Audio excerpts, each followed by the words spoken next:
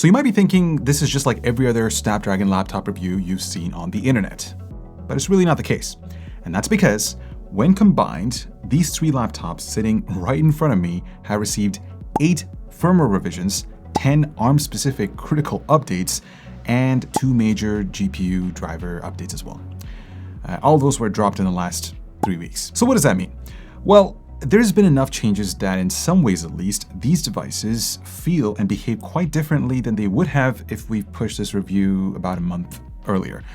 But we waited, maybe a bit too long. But I think that's okay, since we really wanted to see and share what their final or near final form would be with you guys, especially since back to school season is right around the corner. I mean, in some cases, performance has gone from this to this, while battery life went from this to this. Now, how that aligns with the rest of the competition is another matter altogether, and I'll get to that a bit later, but what this shows is the so-called Copilot Plus PCs were launched as quickly as possible to meet an imaginary demand for on-device AI. Their development and optimization are still ongoing, and we're just being used as beta testers. Plus, a lot of their supposedly big features like recall, for instance, it's not even here yet.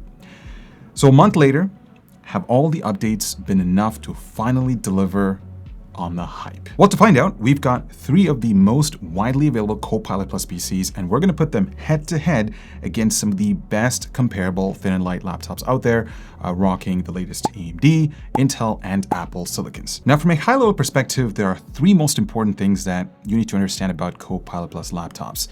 The first one is, of course, these all are or use Windows on ARM, which means a good portion of the apps are going to run through emulation. And that leads to more system overhead and less performance. There's also going to be a ton of apps and even drivers that just simply don't work.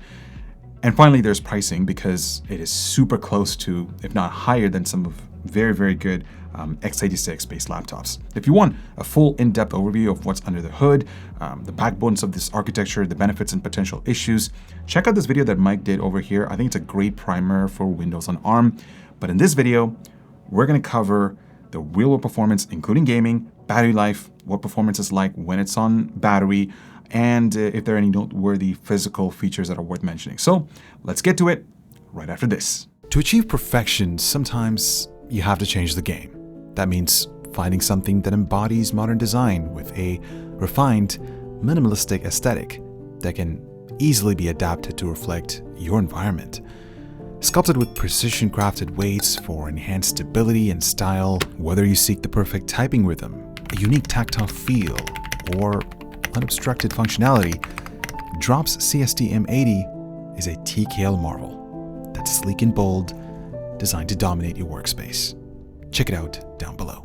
All right, so let's go over our contenders, shall we? Let's start with the Snapdragon-based laptops. We have the ASUS Vivobook S15, the HP Omnibook X, and the Lenovo Slim 7X. Now, all 3 of these laptops share the same X Elite or X1 Elite 7800 CPU. I know it's an awful naming scheme, but keep in mind that this CPU does not have the dual core boost feature. It comes from the lower end stack of the X Elite lineup, and they come with 16 gigabytes of RAM and 1 terabyte SSDs. Keep in mind that there are 256 gigabyte options, though generally they do come with 512 gigs and upwards. Now, from Team Intel, we have the XPS 13 and the Lenovo Yoga Pro 7i. They both feature Intel's Meteor Lake Core Ultra 7 155H CPU. The storage and memory configurations are slightly different, but you can spec these out up to 64 gigabytes of RAM and 2 terabytes of SSDs, which is insane for a laptop in this form factor. From Team AMD, we have the ASUS ZenBook 14 OLED with the new Ryzen 7 8840HS processor, 16 gigs of RAM and half terabyte storage. And finally, from Apple, we've got the 13-inch MacBook Air with their latest M3 processor. It also has the same memory and storage configurations as the ZenBook 14 OLED. Now, if we bring pricing into this conversation, the Qualcomm laptops that we have over here range anywhere between $1,200 to $1,300, except for the Omnibook that I have over here, which is currently on sale at the time of making this video at $1,000, and for good reason too. Wait till you see the results. But either way, they're not cheap.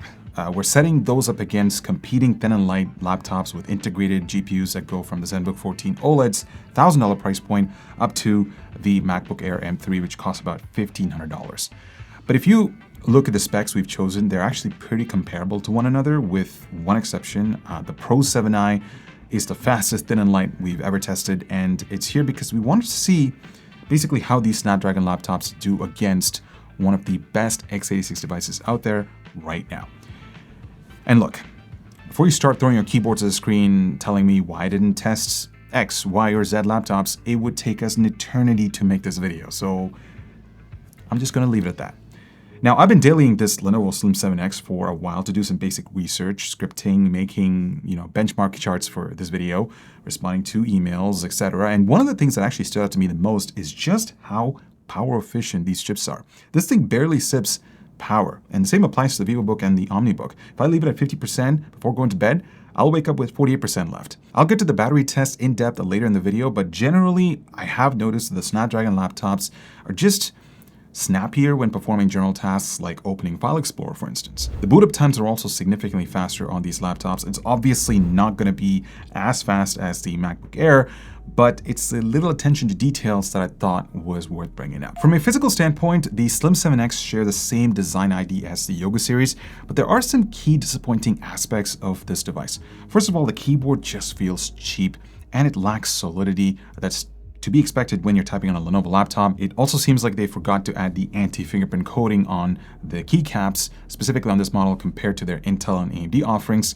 The trackpad is by far the worst that I have tested on a Lenovo laptop. Seriously, at first I was like, is this actually a laptop from Lenovo? I mean, these buttons just feel rattly and it's just feels subpar, especially considering the price. It also lacks USB Type-A ports and also a headphone jack. Now, they do include a dongle in the box, but it just feels like for a Lenovo laptop, I don't know, something's off. But at least these USB-C ports can push 40 gigabits per second, which I guess is a good thing for expansion if you're looking into that. Now, I like what HP has done with the Omnibook X. It's a super subtle design with a very nice contrasty keyboard. The build quality is actually pretty solid. I would say these things are actually built better than their Omen gaming laptops, with a very solid hinge. The keyboard feels nice to type with, and the trackpad is slightly worse than the Slim 7X.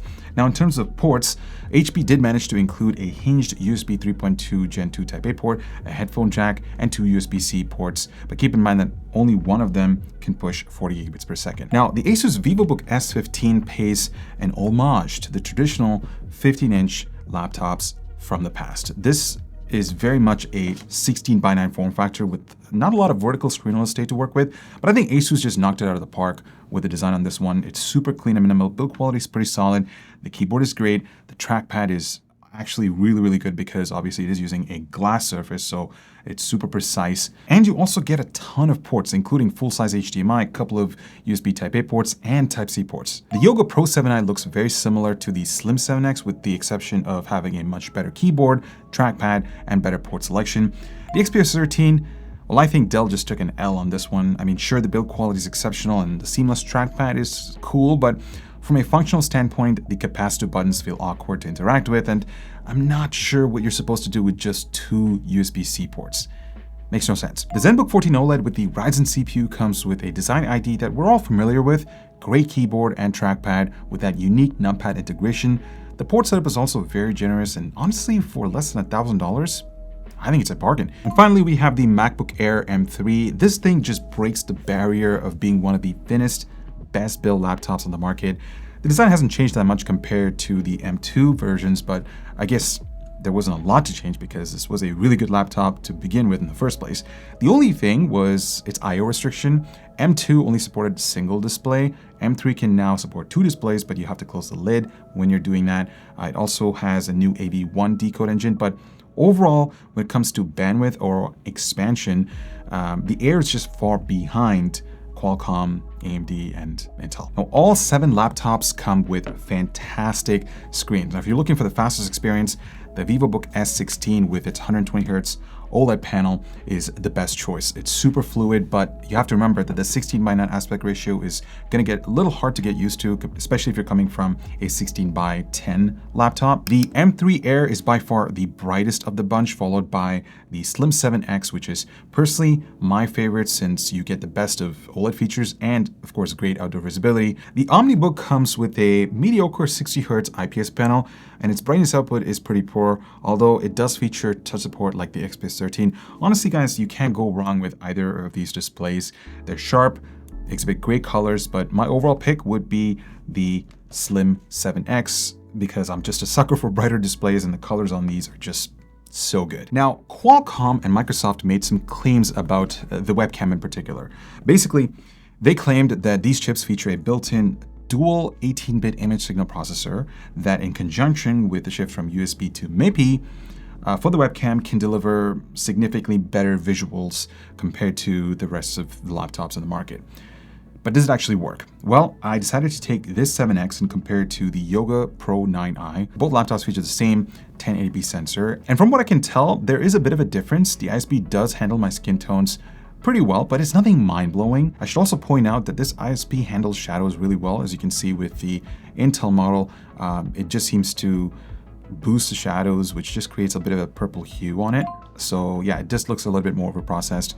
So overall, you're getting a slightly cleaner image with the Lenovo laptops. Now remember, this can vary from one laptop to another laptop because laptop manufacturers, they use different sensors, and it all comes down to how the ISP handles that. So I will be testing more of these laptops in the coming weeks/months until the end of this year and moving forward. So I'm hoping to see improvements. So yeah, fingers crossed. So with that out of the way, let's talk about power, because according to Qualcomm, they're supposed to be really, really efficient. I mean, the entire point of running Windows on ARM is to take advantage of the architecture's low power needs to deliver good performance at outstanding efficiency levels. I mean, that's exactly why Apple moved to an ARM-based ecosystem. But there is a problem. You see, after talking to a few developers of hardware monitoring software, it seems like Qualcomm is actively limiting the amount of sensor information third-party apps have access to.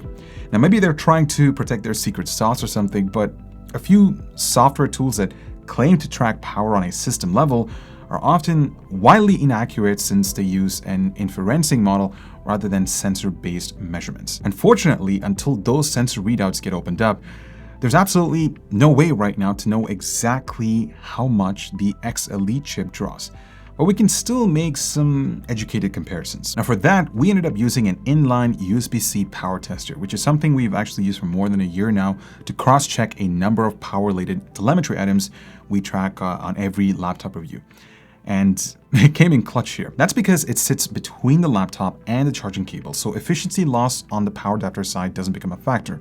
Unfortunately, it will still give a full system power draw rather than just isolating the Snapdragon CPU itself, but we've done our best to normalize the playing field. So every laptop was tested at their highest performance setting with their screens set to a constant 150 nits, while the actual memory and storage specs on each are close enough to not make a difference. Also, we used a Blender Cycles workload since it's able to keep a constant full load on all the CPU cores in a normalized cross-platform compatible test. So the numbers you'll be seeing are the absolute peak and average logged power after a 30-minute run. And even though all of these Snapdragon-based laptops have the exact same processor, each laptop handles it very, very differently. The Vivobook, for instance, pumps it with an average of 71 watts with quick spikes to just above 82 watts, while the Slim 7X scales things back by running the X1E78 chip at just 55 watts. The Omnibook X, on the other hand, kneecaps the processor, but that was probably intentional since HP wanted this to be an extremely cool and quiet running laptop. And look, don't be shocked since this isn't anything new in the laptop market. We see this all the time with Intel and AMD processors and even GPUs as well. If a laptop has the necessary cooling technology or the cooling headroom, a manufacturer can choose to run its hardware at higher power levels. You can actually see that with the two Intel Core Ultra 7 155Hs here. While the XPS sips back just 52 watts, the Yoga Pro 9 turns the dial to 11, running in at 87 watts. The MacBook Air, though, it just left us in awe. It needs only about half as much power as the most efficient Windows laptops here. And that ultra power spectrum allowed for a completely passive design, so there aren't any fans messing with your ears. The regular Windows devices here tend to get loud, sometimes really loud, but it doesn't matter whether if it's AMD, Intel, or Snapdragon X Elite laptops, the fan noise scales in parallel with power. And that's why the Vivobook is the loudest Qualcomm laptop here, while the Omnibook is the quietest. The only exception here is the Slim 7X and the Pro 7i, which seem to do a much better job of managing heat load than the rest, especially in their high performance modes. Now, if you look at temperatures, well, luckily some monitoring apps actually do allow for temperature logging, and look, these are thin and light, so hang on tight, because even though the Snapdragon-based laptops peak at between 93 and 95 degrees, their constant temperature is significantly lower than any of these devices here. And when you combine its power and noise numbers across all three laptops with the X1E78100 chip, it looks like a pretty efficient CPU that's relatively easy to cool. That being said, based on the MacBook Air results, Qualcomm would need to seriously cut it down if there's any hope of rolling out a passively cooled Windows laptop. Now, regardless of all of this, one of the main reasons anyone would even consider one of these laptops is their claimed battery life. So we went deep into updating and expanding our battery test to give you the best possible idea of what to expect. So starting with a local video playback test, which is something you'll probably encounter when you're on an airplane or away from a fast Wi-Fi network. And all three Snapdragon laptops jump way, way far in front of the Intel-based laptops. They also stay well ahead of the Macbook Air M3, but that Ryzen CPU in the ZenBook 14 OLED is just a beast here. I mean, it also has the largest battery capacity, but it's still an impressive result, and it really makes me wonder what's going to happen when Strix Point gets rolled out in about a week. Now, what this shows is Qualcomm's media acceleration engine is almost unbelievably efficient. Moving on to an online video playback test, and as you can see, the Snapdragon laptops can't quite hit the same insane 17-hour mark from the last test. They're all still giving over 14 hours of battery time. This time though, the MacBook jumps up a bunch of spots while the ZenBook 14 OLED falls a bit further behind. But it's still better than the other two Intel laptops. Now, something else I need to call out here is that a lot of these x86 laptops have received a bunch of Windows and firmware updates since the last time we tested them, and some of them have actually affected battery life. If you're doing a lot of web browsing, the MacBook Air starts to look a lot more appealing. But again, those X1E78 laptops end up being some of the best battery performance we've ever seen. Just remember, the current Zen 4-based Ryzen laptops are super good in battery tests too, provided they're configured properly. And finally, under a heavy multi-core workload, well, in this case, power consumption becomes more important than battery capacity. So the MacBook Air ends up winning despite having the smallest battery here. Meanwhile, the Ryzen puts in some awesome numbers, while the Snapdragon laptops play the middle of the ground between the ZenBook and Intel-based devices. So with that out of the way, I think it's about time we talk about performance, or maybe just how apps in general behave on Windows and ARM.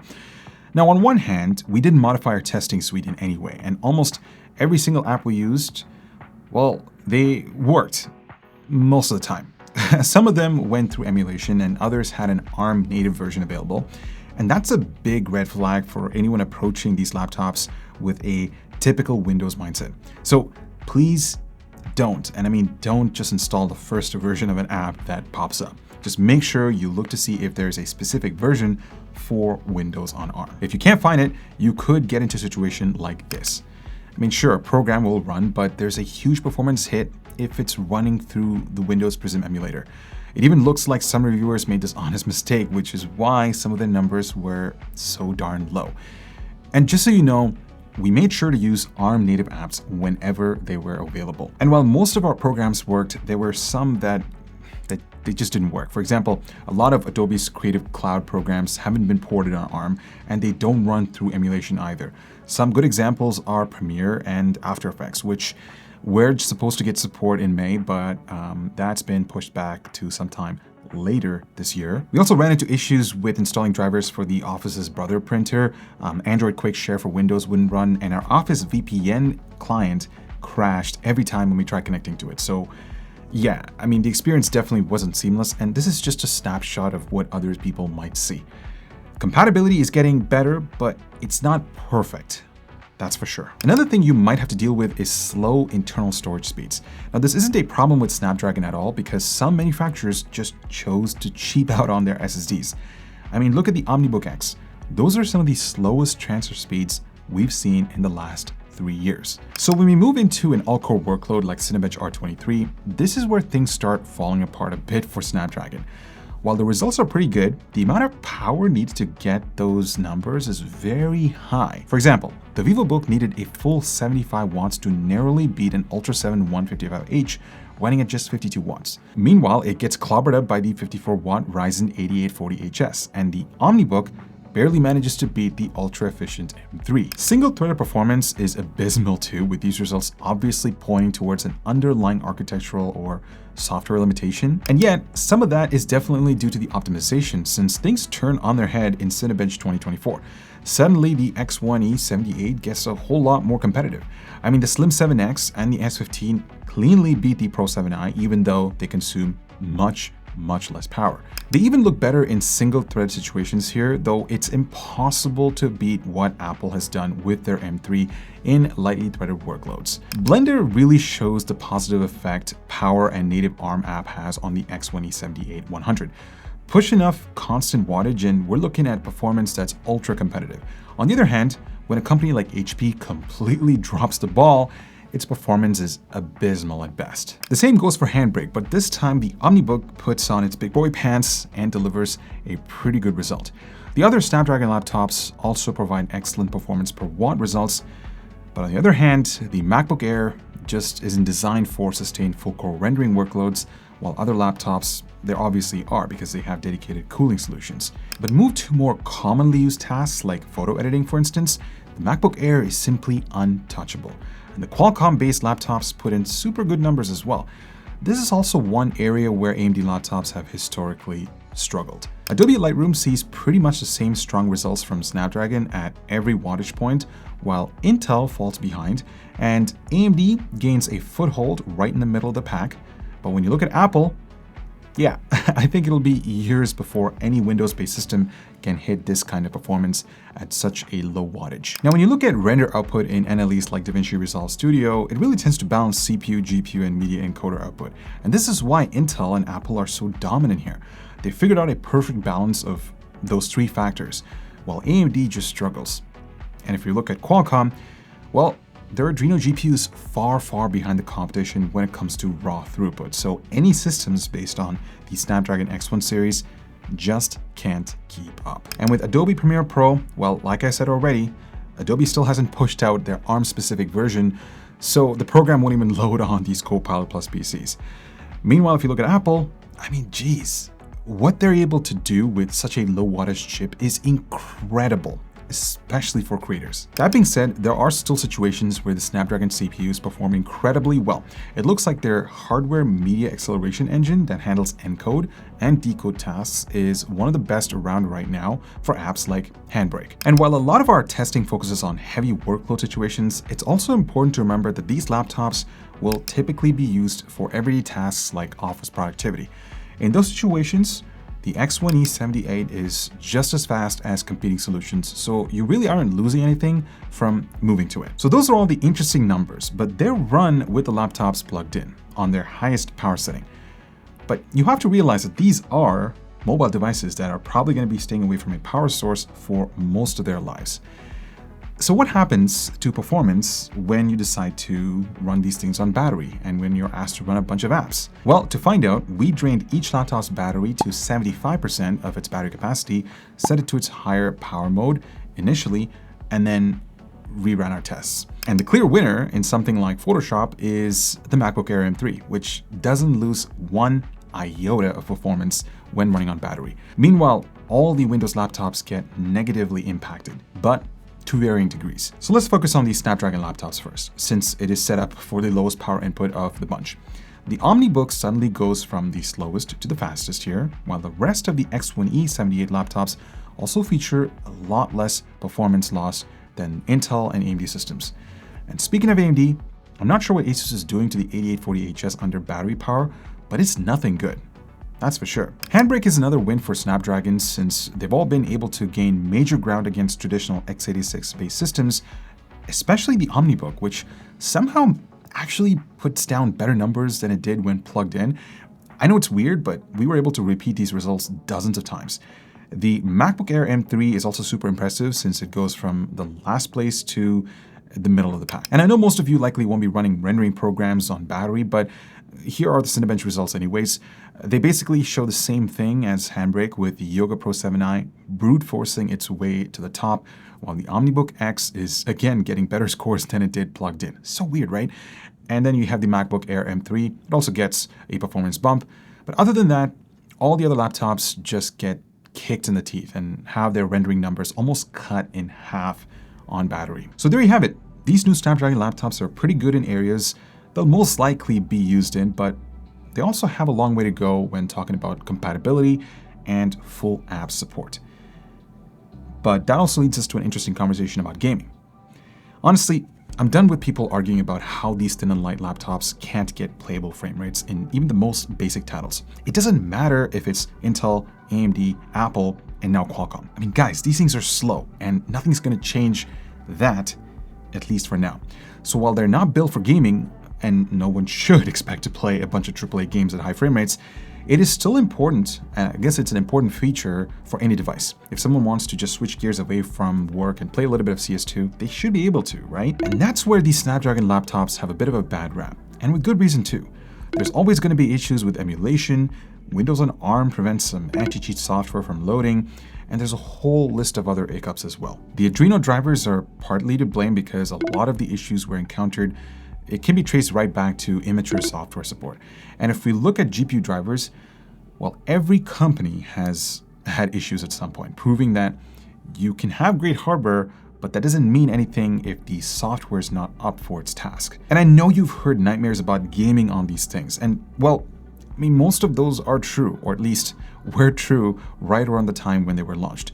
But like I said earlier, there have been some pretty major updates between then and now. Unfortunately though, a lot of games simply won't launch, but you can head over to Works on WOA to see if a title you want to play is actually supported. Trust me guys, use this website, it'll come in clutch. And if you actually manage to get a game running, frame rates on Snapdragon are typically far behind what AMD and Intel offer, like you can see here with CS2. You also need to take into account that even though you can play, there are sometimes other problems. And CS2 is a perfect example of this.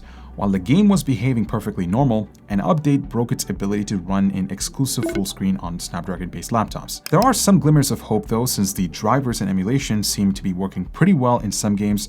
So hopefully we'll see better performance across the board as more developers jump on board. Of course, Qualcomm absolutely needs to start speedrunning their driver development team as well. It's much needed right now, because obviously there's still a metric ton of work to do, because even some popular games still need a lot of optimizations, with many getting borderline unplayable frame rates, even when they're running at their absolute lowest detail levels. I mean, most of the time the averages are perfectly fine, but frame rate stutters are everywhere, which drags those 1% lows way down, which is a major problem for competitive shooters, or pretty much every game for that matter. Now, Qualcomm is working on this with developers, but it still takes some time to get these issues completely ironed out. One thing you might have noticed from those last charts is the lack of the MacBook Air M3, and that's because, at least for now, there aren't any tools to capture and log in-game frame rates. So what we did is basically use an external recorder to capture live frame rates of the MacBook alongside the two fastest non-Apple laptops, so the Yoga Pro 7i and the Vivobook, in 3 games. And guess what? In some situations, gaming on a Mac is actually a better experience than on these ARM-based devices. I'm thinking a lot of this is because developers in Apple have a lot more time to build in some optimizations, while the Rosetta emulation software seems to have a lot less overhead than Prism, especially in gaming. And that might be a big problem for Windows on ARM. Microsoft, they just really need to keep the ball rolling on Prism with a big push towards making it more efficient. Because if they can't, gaming on these laptops won't make all that much progress, since Qualcomm's driver team will always be fighting against big amounts of emulation overhead. All right, this has been a long one, guys, and it took hundreds of hours of testing to get here. And you know what? I'm happy that we're only publishing this right now, since it's actually given us the time to give you a much more complete story than if this video was rushed out to meet a launch date. Personally, I just hate the negativity, so let's just start with the positives first. I actually really like these Snapdragon laptops. They have great battery life, a lot better performance on battery than some x86 laptops, and overall, Other than some odd design choices, all three of these are actually very good at being everyday usage devices, provided you can avoid or somehow get over the compatibility hiccups or find workarounds around compatibility hiccups. That's what I meant to say. I think Qualcomm created a series of chips that can run with very, very good x86 based processors, and that is something that should be celebrated. The real problem here is pricing. A lot of the shortcomings could be overlooked if these had been priced under $1,000, but no. I mean, Microsoft thought people were ready to pay a premium for AI features, and while the jury is still out on the popularity of Copilot Plus PCs, I'm willing to bet we'll see all of these laptops get heavily, and I mean heavily, discounted very soon. Finally, we have Strix Point and Lunar Lake CPUs set to come out very soon, so these laptops just feel like they're being launched a CPU refresh cycle too late and a few dollars too expensive on Windows AI-focused platforms that no one really cares about. Also, Apple's M4 processor on laptops is right around the corner too, so we might most definitely have to redo this entire video. Wow. On that note, thanks so much for watching. I hope you're able to take away everything that you needed to know about these Qualcomm-based Snapdragon X Elite series of processors. Let us know what you guys think about these new chips. Is it enough? Has it changed your opinion about what these are, compared to the initial briefings, we shared with you guys? Let us know in the comments down below. I'm Eber with Hardware Canucks. Thanks so much for watching, and I will talk to you guys in the next one. And don't forget to spend responsibly.